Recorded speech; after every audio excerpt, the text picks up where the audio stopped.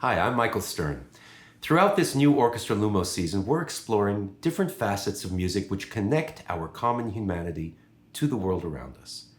Our programs will take us on a journey which begins with our looking towards our inward selves, then to our relationships with one another, and ultimately to our shared experiences in our natural world. In our first program, on October 5th and 6th, our journey begins with how we face personal challenges, tests of will, and ultimately, how the power of music can tame the Furies. In short, we dive into the myth of Orpheus. Many composers have explored Orpheus's descent into Hades and his torment at leaving Eurydice.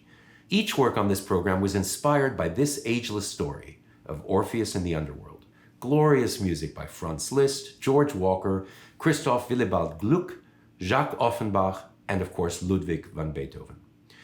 Gluck's mid-18th century opera, Orfeo and Eurydice, contains some miraculously beautiful music, notably the now famous Dance of the Blessed Spirits.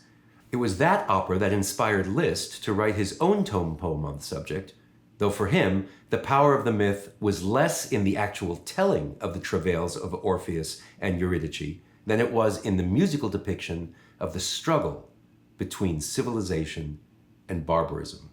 As Liszt himself wrote, quote, "The first poet-musician, clad in a starry robe, his fingers plucking the strings of his lyre, standing before us alone. The very stones were softened, and hearts harder than stone were bathed in burning tears, revealing to humanity the benevolent power of art, its glorious illumination, and its civilizing harmony." George Walker, the dean of 20th century Black American composers, included a dramatic text in his retelling of the story.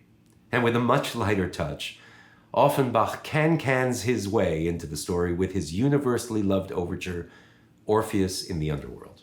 But the real surprise in this collection of great music is the Beethoven Piano Concerto No. 4, which will be played by the sensational 15-year-old An Wen-deng, a prodigious talent destined for great things.